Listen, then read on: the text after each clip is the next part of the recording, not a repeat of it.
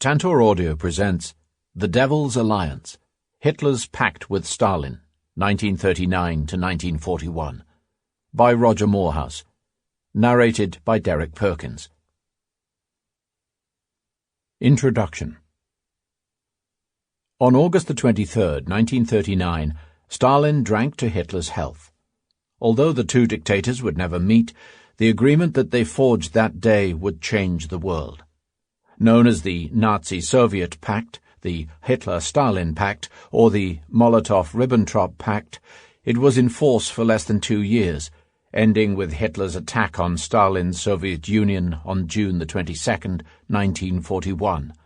But it was nonetheless one of the salient events of World War II. When I started researching this book, friends and acquaintances outside history circles occasionally asked what I was working on, and I would reply, the Nazi-Soviet Pact. The blank looks and furrowed brows that I saw in response spoke volumes. Except in Poland and the Baltic states, the pact is simply not part of our collective narrative of World War II. It is my firm conviction that it really should be. Our ignorance of the subject is surprising. Whereas every other curiosity, campaign, and catastrophe from World War II has been interpreted and reinterpreted, assessed and reassessed, the pact remains largely unknown, passed over often in a single paragraph, dismissed as a dubious anomaly, a footnote to the wider history.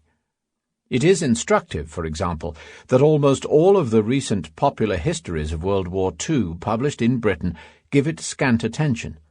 It is never considered to warrant a chapter, and usually attracts little more than a paragraph or two and a handful of index references. When one considers the pact's obvious significance and magnitude, this is quite astonishing. Under its auspices, Hitler and Stalin, the two most infamous dictators of 20th century Europe, found common cause. Their two regimes, whose later confrontation would be the defining clash of World War II in Europe, stood side by side for 22 months, almost a third of the conflict's entire timespan. We forget the link, perhaps, but the pact led directly to the outbreak of war. It isolated Poland between its two malevolent neighbours and fatally undermined the somewhat desultory efforts of the Western powers to thwart Hitler. The war that followed thereafter carried the pact's odious stamp. While the Western powers endured the so-called phony war and America watched events from afar, Poland was invaded and divided between Moscow and Berlin. With Hitler's connivance, the independent Baltic states were occupied and then annexed by Stalin, as was the Romanian province of Bessarabia. Finland, too, was invaded and conquered by the Red Army. When Hitler turned west, successfully invading and occupying first Scandinavia, then the Low Countries and France, Stalin sent his congratulations. Behind the scenes, meanwhile, the Nazis and the Soviets traded secrets, blueprints, technology, and raw materials, each oiling the wheels of the other's war machine. For a time it seemed that the two dictatorships, or Teutaslavia, as one British politician called them, were ranged together against the democratic world. The British and French even considered a preemptive attack on the Soviet Union in 1940. This aspect of Soviet belligerence is more than just a curiosity. Post-war writing on the Nazi-Soviet Pact, such that there is, long tended to parrot the Kremlin's post-war exculpatory line that Stalin was merely buying time by signing the pact, fending Hitler off while he could prepare Soviet defenses to meet an expected attack. This interpretation, still hawked by communist apologists to this day, does not tally with the evidence, however. As this book shows, Stalin was much more proactive and anti-Western in signing the pact than has conventionally been appreciated. His motivations were complex, of course, but on one level at least, he was seeking to exploit Nazi aggression to his own ends, to speed the fall of the West and capitalism's long-awaited collapse. An unwilling or passive neutral he was not. Viewed in this way, as it was by many contemporaries, It is clear that the Nazi-Soviet Pact turned the political world upside down, making, as one commentator memorably put it, all our isms into wasms. It was a close-run thing, but the Soviets and world communism were most profoundly damaged by the connection. Whereas Nazism had precious little moral capital left by 1939 and would soon disgrace itself entirely by launching the Holocaust, communism still liked to pride itself on its moral aspect. The acrobatics that loyal party members were obliged to perform, therefore, to accommodate Hitler and the Nazis as their fraternal allies were all the more humiliating. As a result, party memberships fell, and the little political integrity that communists were perceived as having beyond their own milieu vanished in a puff of contorted dialectic. The pact with Hitler, like the Soviet invasion of Hungary in 1956 and the suppression of the Prague Spring in 1968, left an indelible stain on world communism. Only Stalin's hard-fought victory against Nazism after 1941 would temporarily rescue its blackened reputation. The Nazi-Soviet Pact was hugely influential, therefore. But away from the high politics and ideology, its baleful consequences were most keenly felt in Central and Eastern Europe, where, at a rough estimate, 75 million people were affected. By facilitating Hitler's war, the pact ushered in the brutal German occupation of Western Poland, with all its attendant cruelties and injustices.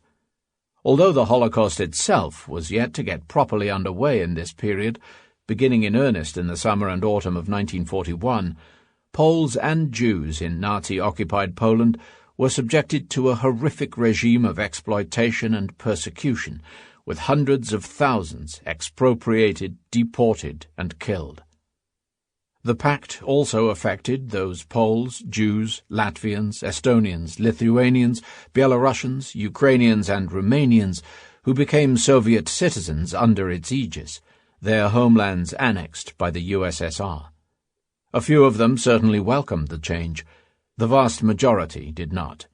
Huge numbers suffered persecution, torture, and death at Soviet hands, the most notable examples being the 22,000 Polish army officers and officials murdered in the Katyn massacres in Soviet Russia in 1940. Many more suffered deportation and exile to the Soviet interior. From eastern Poland alone, as many as 1.5 million people were deported in 1940 and 1941. Tens of thousands more were deported from the Baltic states and Bessarabia. All were destined for the wild depths of the USSR, Kazakhstan, Siberia, the Polar North, and a life of hard labor and misery in the myriad camps of the Gulag, which only the strongest would survive. Some of the descendants of those survivors are still there to this day. It is frankly scandalous that this grim chapter does not find a place in the Western narrative of World War II.